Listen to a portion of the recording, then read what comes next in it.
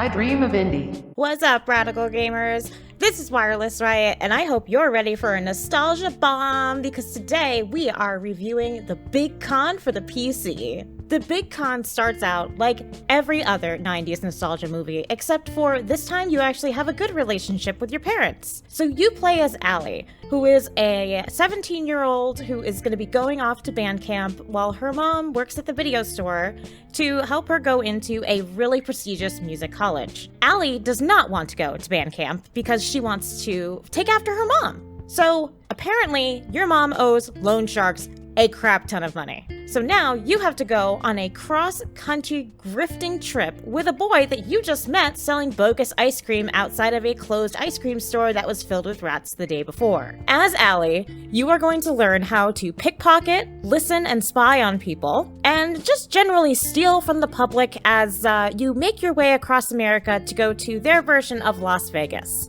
The gameplay is pretty simple. It's just moving around on the keyboard. There are interactions that you can have. Every character you're able to either steal from or you're able to interact with. There's things that you can do that either help people or hurt people. So you really do get to kind of grift the way that you want to grift. So you can either help somebody out to find somebody that they want to date, or you can go ahead and just pick their pockets.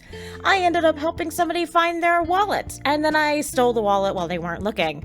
So after the reward that they gave me, I got to help and grift at the same time. The graphics are very simple. If you're used to 90s Nicktoons, then this is absolutely no surprise to you.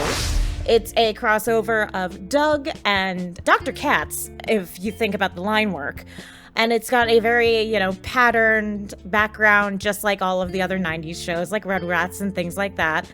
The thing that did bother me, though, is a lot of the character models are the same. They do reuse them, they change the color of their skin, their hair, their clothes, but most of the character models are pretty much the same. The title of their music for the Big Con is amazing. It's very like punk rock girls and really 90s sounding, but the soundtrack in the game is extremely repetitive. The thing that I actually really liked about this game, though, was the celebration of female relationships.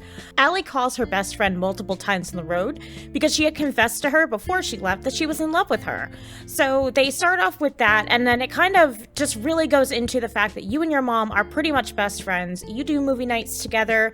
You're doing all of this to save her shop because you really want to grow up with her and the video store. Without spoiling the ending, there is a character that is another very strong female character that you help, that helps you out in the end. And even though you're traveling with the boy, it's very much said that you have no romantic interest in him and he has no romantic interest in you. So there's none of that in there. It's not a romance game. It's not a let's fall in love while we're on the road teenage kind of story.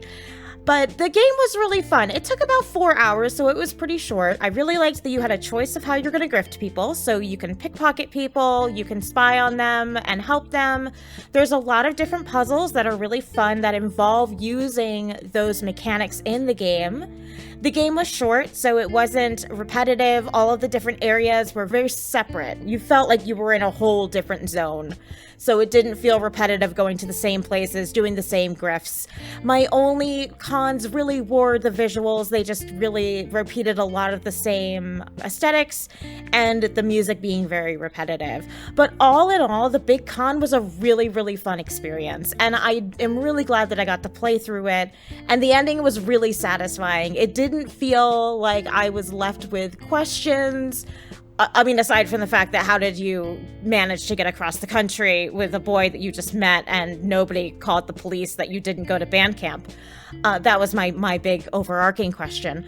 But other than that, it was a very enjoyable experience and definitely worth one playthrough for sure. I hope that you guys enjoyed this review, and I'm really interested, what was your favorite 90s Nicktoon? I have to say it was Doug. I was just perfectly in that area of going into middle school when all of that stuff hit, since I was born in the 80s.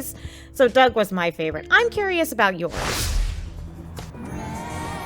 What? That's me, baby.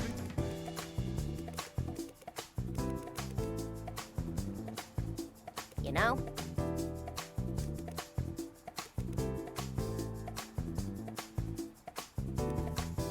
What?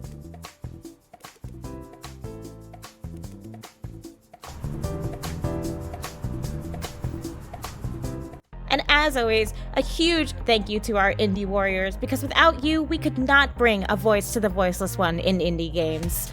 Thank you so much, Mitchell Hall, Bunny, Kevalo, Bill Tikaz, Christian Cruz, Strict9, Chris Jackson, Nathan Moore, Peach, Adriana Amato, CJR, Falco Lombardi, C. Coyle, Skepticism, Jen Rose, Jesse, CPM, Julian Kolbus, and JRS8.